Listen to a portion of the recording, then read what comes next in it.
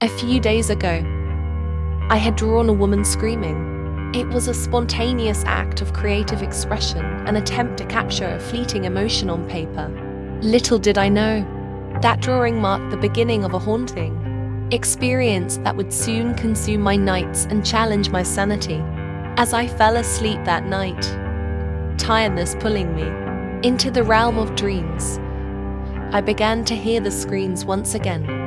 They echoed through the corridors of my mind, growing louder and more piercing with each passing moment. Startled awake, I jolted upright in my bed, sweat dripping down my forehead. The screams had followed me into my dreams, refusing to release their grip on my consciousness. Shaken and unable to find solace in slumber, I resigned myself to the fact that sleep was a distant hope. In an attempt to banish the haunting echoes from my mind, I decided to engage in the only form of solace I knew: painting. Art had always been my sanctuary, a refuge from the chaos of the world. Unaware of the irony that awaited me, I gathered my brushes, canvas, and paints, positioning them on the easel in my dimly lit studio. With each stroke of the brush, I desperately sought to recreate the image of the screaming woman that had plagued my thoughts. I hoped that by externalizing her existence onto the canvas, I could exorcise her from my restless mind. As I meticulously painted, the very act of recreating her likeness seemed to intensify the atmosphere around me. The studio grew eerily silent, broken only by the soft brush strokes and the rhythm of my heartbeat. I could feel an otherworldly presence permeating the room, as if I had unknowingly invited something supernatural into my domain. Finishing the painting, I stepped back to examine my creation. The image stared back at me, a tortured soul captured in pigments and hues. The woman's eyes seemed to follow me, her mouth forever contorted in a silent scream. But something was amiss. She appeared more vivid, more alive than ever before. In that moment, a realization washed over me, freezing my blood in my veins. It was she, the screaming lady herself, who had beckoned me out of bed and compelled me to paint her likeness. I had unwittingly given her a form, a physical presence, within my world, and now she sought to make her presence known. As the night wore on, I noticed subtle shifts in the painting. The woman's expression began to change, her eyes growing darker and more malevolent, her screams seemingly growing louder. The room became charged with an unnatural energy, the air thick with anticipation and dread. Terrifying, I reached for my phone, desperate for a semblance of connection to the outside world.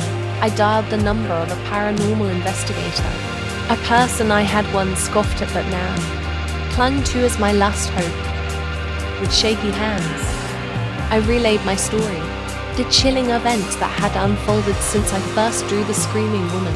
The investigator arrived swiftly, armed with knowledge and tools to confront the supernatural. As he studied the painting, his face paled, confirming my fears. The artwork had indeed become a conduit for a restless spirit, a conduit that had inadvertently granted her power.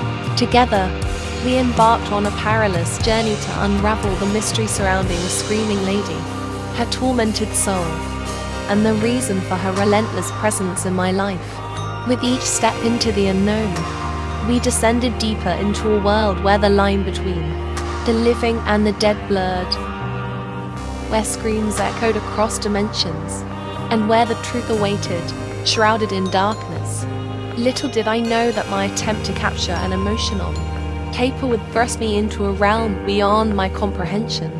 Together with the paranormal investigator, whose name was Professor Alexander Kane, we delved into the history of the property where I lived, hoping to uncover any clues that might shed light on the origins of the screaming lady's restless spirit. We discovered that the house had a dark past, filled with tales of tragedy and sorrow. Long ago, a woman named Isabella had lived there, a tortured soul consumed by anguish and pain. She had endured a lifetime of abuse and despair before, meeting a tragic end within those very walls, Isabella's screams, forever etched into the fabric of the house, had become an echo of her torment. With this newfound knowledge, Professor Kane devised a plan to communicate with the spirit. He believed that by engaging with Isabella and understanding her pain, we might find a way to release her from her eternal suffering.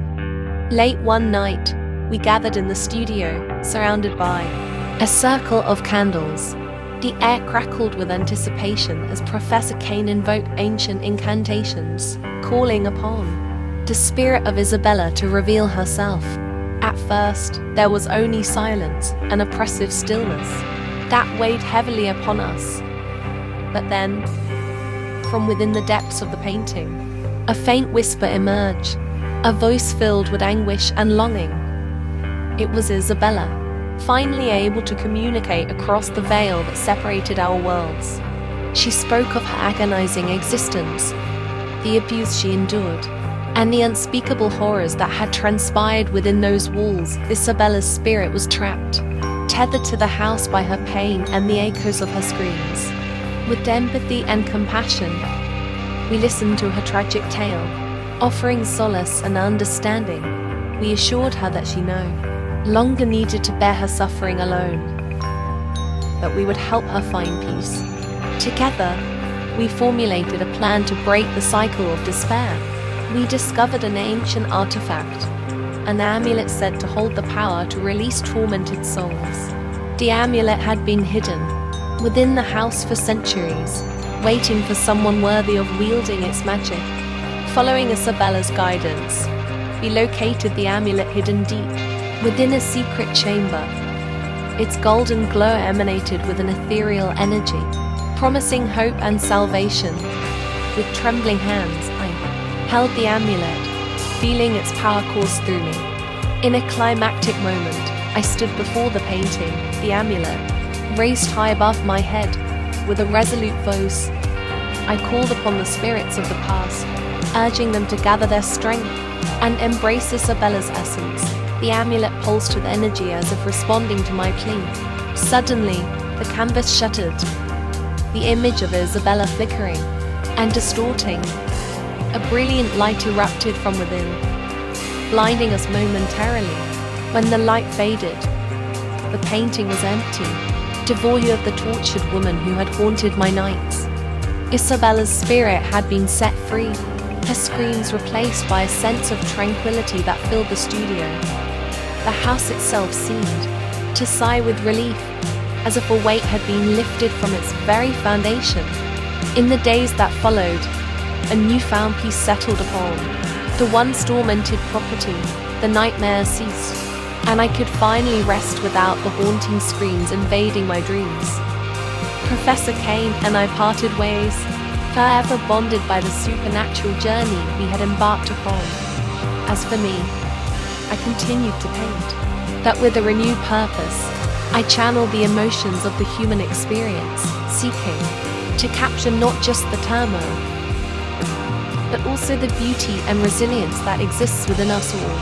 And though the memory of the screaming lady and the supernatural events lingered in my mind, they served as a reminder of the profound connections that can be forged between the realms of the living and the dead, and the power of the human spirit to find redemption and bring peace to restless souls. Over time, my artistic endeavors took on a new depth and meaning. I explored themes of healing, transformation, and the exploration of the supernatural. My paintings became a conduit for storytelling, a way to capture the essence of unseen worlds and the mysteries that lie beyond our comprehension.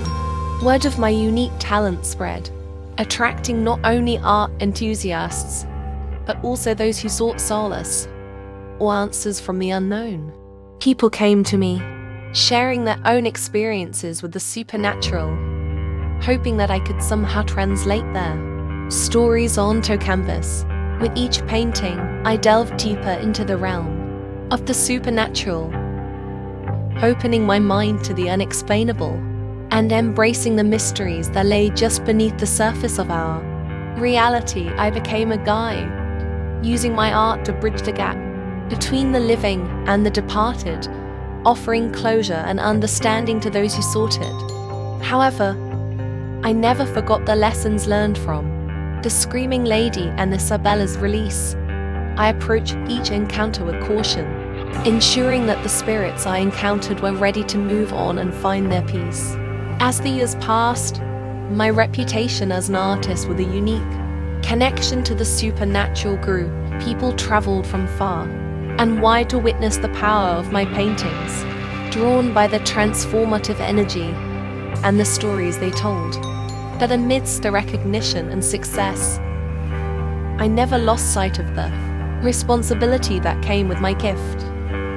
I continued to honor the spirits, ensuring that their stories were shared with respect and empathy, and with every stroke of my brush, I paid homage to the Screaming Lady, whose restless spirit had ignited my journey into the supernatural. In the end, the Screaming Lady's haunting presence had served a purpose beyond my comprehension. She had sparked a transformation within me, guiding me towards a path where art and the supernatural intertwine. And as I stood amidst my gallery, surrounded by paintings that held the essence of countless souls, I knew that my purpose had been found to give voice to the unseen, to paint the stories that lay hidden in the shadows, and to offer solace to both the living and the departed. The journey was far from over, as there were countless tales to be told and restless spirits to be freed. But armed with my art and an unwavering belief in the power of empathy and understanding, I embarked on each new canvas with reverence, ready to connect the worlds and touch the hearts of those who dared to explore the supernatural through the strokes of my brush.